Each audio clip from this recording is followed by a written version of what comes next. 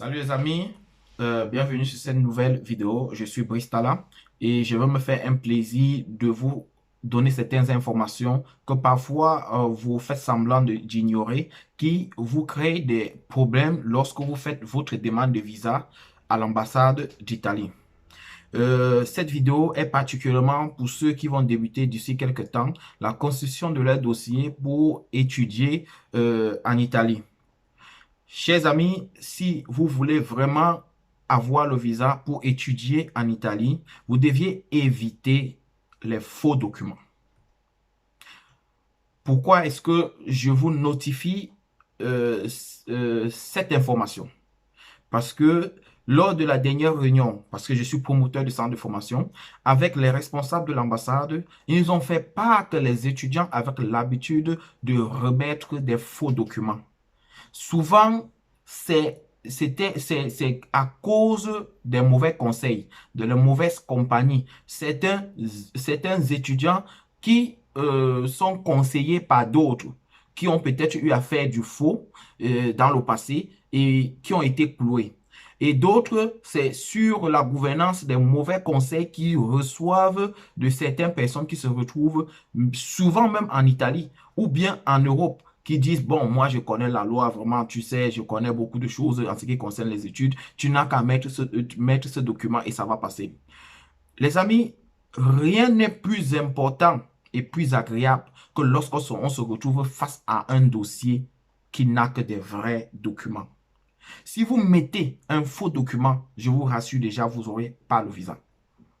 Les faux documents peuvent être des diplômes, des titres fonciers, des justifications bancaires. Euh, quoi d'autre? Des faux actes de naissance, des fausses déclarations. Euh, tout ce que vous pouvez mettre dans votre dossier comme faux documents, vraiment, je vous prie de les éviter. Vous n'aurez jamais le visa. Il y a une petite histoire que je vais vous raconter. Euh, Lors d'une conférence, une fois avec des responsables chargés des visas à l'ambassade euh, d'Italie, nous avons nous avons eu une confidence qu'il y a eu plusieurs étudiants l'an passé qui n'ont pas eu le visa, pas peut-être parce qu'ils ne méritaient pas, pas parce que certaines conditions n'étaient pas réunies, mais seulement à l'intérieur de leur dossier, on s'est rendu compte qu'il y avait un document qui n'était pas vrai.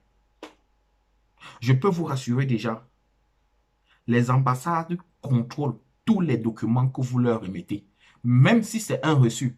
Soyez-en sûrs. Même si c'est une attestation que vous avez utilisée tout simplement pour justifier une période que vous avez passée vite. Au lieu de remettre une fausse attestation, au lieu de remettre un faux reçu, au lieu de remettre un faux diplôme, je vous conseille de ne rien mettre.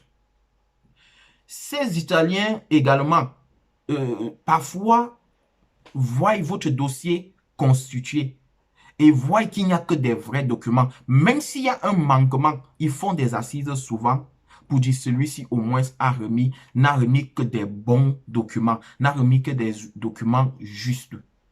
Contrairement à celui-là qui avait constitué tous les dossiers et avait réuni tout ce qu'il fallait pour voyager, avec une bonne prise en charge, avec la caution déposée, avec les billets d'avion achetés, avec les documents fournis, mais on se rend compte qu'il y a un seul document à l'intérieur qui fauche votre dossier.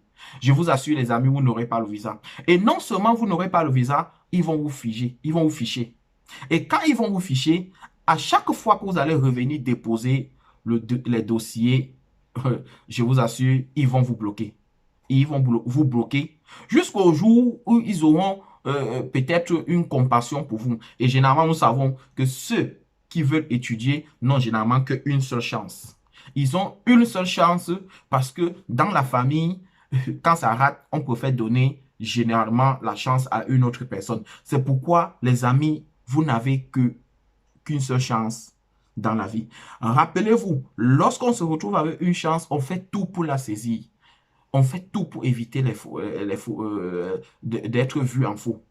Évitez les faux documents. Ça, j'attire votre attention. C'est mieux d'aller supplier avec un vrai document dans votre dossier, on voit du vrai, on voit de la vraie personnalité, on voit de la vérité.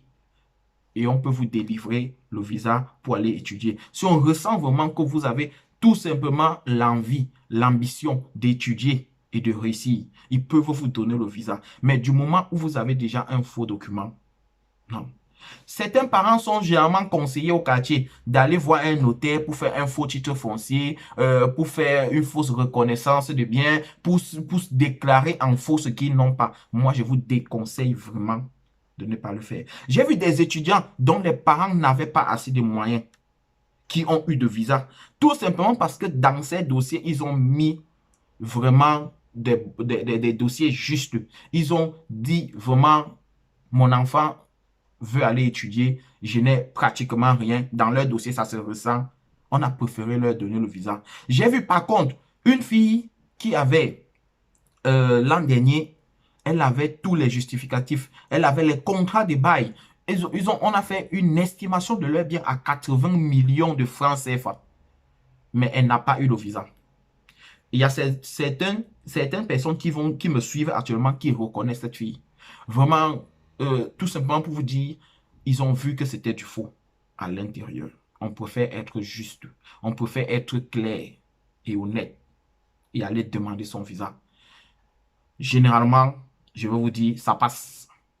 Oui.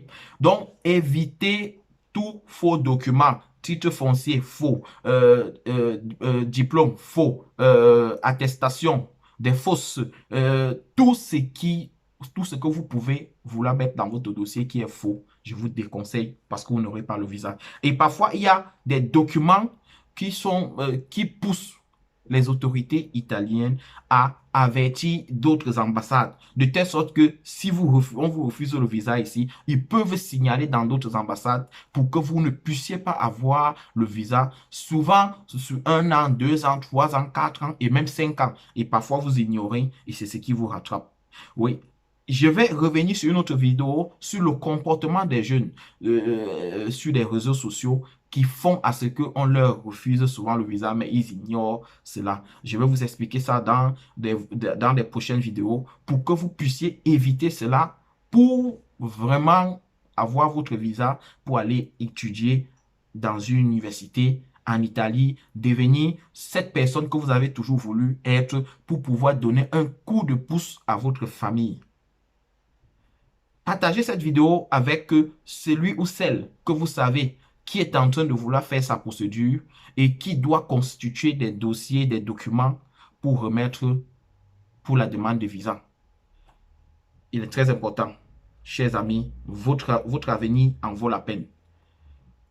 Sur ce, je vous souhaite une très bonne soirée, une très bonne journée en fonction du moment où vous allez lire, vous allez suivre cette vidéo. Je vous souhaite de bien vous concentrer sur votre dossier et on se retrouve pour la prochaine vidéo. Ciao, ciao. Merci.